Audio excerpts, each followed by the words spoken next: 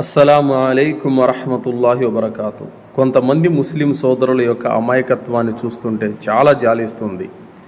దీని విషయంలో ఇంత వెనకబడి ఉన్నారా అని ఆశ్చర్యం వేస్తుంది.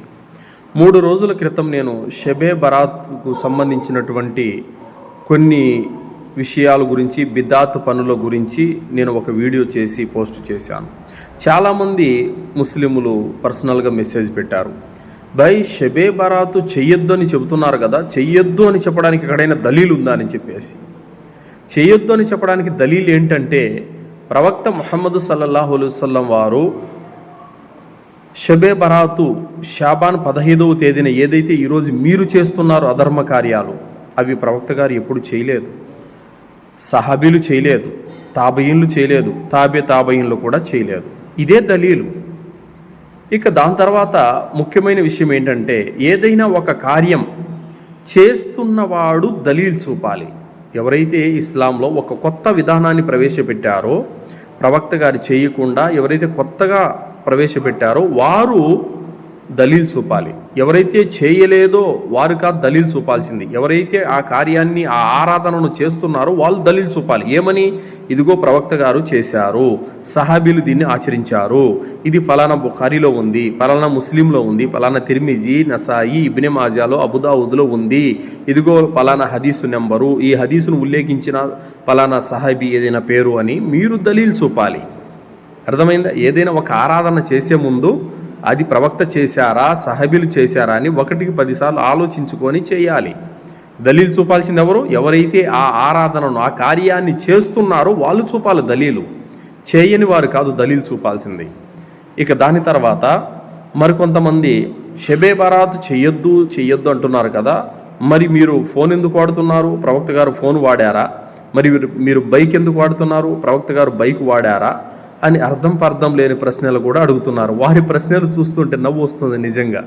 ఎందుకంటే వారికి తెలియదు, ఆరాధనలు వేరు, వ్యవహారాలు వేరు. ఇస్లాంలో ఆరాధనలు వేరు, వ్యవహారాలు వేరు. ఆరాధనలో కాసంతైన హెచ్చు తగ్గులు చేసే అనుమతి ఎవ్వరికి లేదు. ఎంత పెద్ద ఆలిం అయినా సరే, ఎంత పెద్ద ముఫ్తీ అయినా సరే, ఎవ్వరికి అనుమతి లేదు.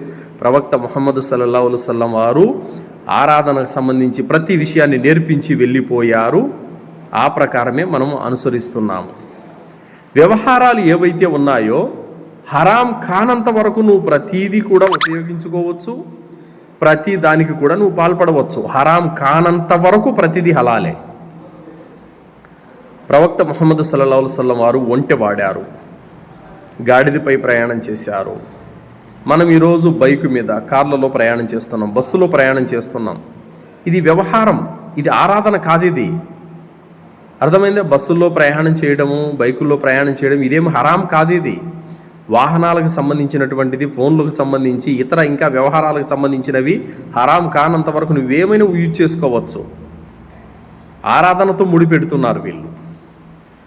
కానీ షాబాన్ 15వ తేదీ రాత్రిన ఏవైతే చేస్తున్నారో ఇది ఆరాధనకు సంబంధించింది, ఇది వ్యవహారానికి సంబంధించింది కాదు. సో కాబట్టి ఆరాధన ఏదైనా ఒక విషయంలో మనము చేయాలంటే దానికి దలీల్ కావాలి. ప్రవక్త నుండి, సహాబీల నుండి, తాబయీన్ల నుండి మనకు దలీల్ కావాలి. ఆ దలీల్ ఉంటే అది ప్రవక్త చేసినట్టు, సహాబీలు చేసినట్టు రూఢి అయితే అప్పుడు మనం చేయొచ్చు దాన్ని.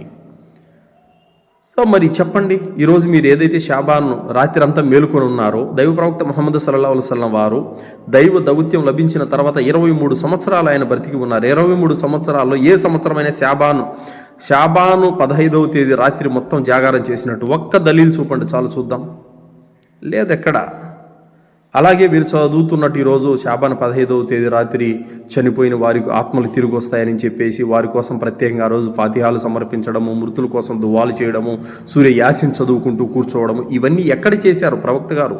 ఒకసారి దలీల్ చూపండి. ఉంటే లేవు కదా. కాబట్టి దలీల్ మీరు చూపాలి. ఏవేవో ధర్మంలో లేనటువంటి అధర్మ కార్యాలని, బిదాత్ పనులన్నీ చేసుకుంటున్నారు కదా, మీరు చూపాలి దలీలు. ఎవరైతే చేయలేదో వాళ్ళు కాదు దలీల్ చూపాల్సింది.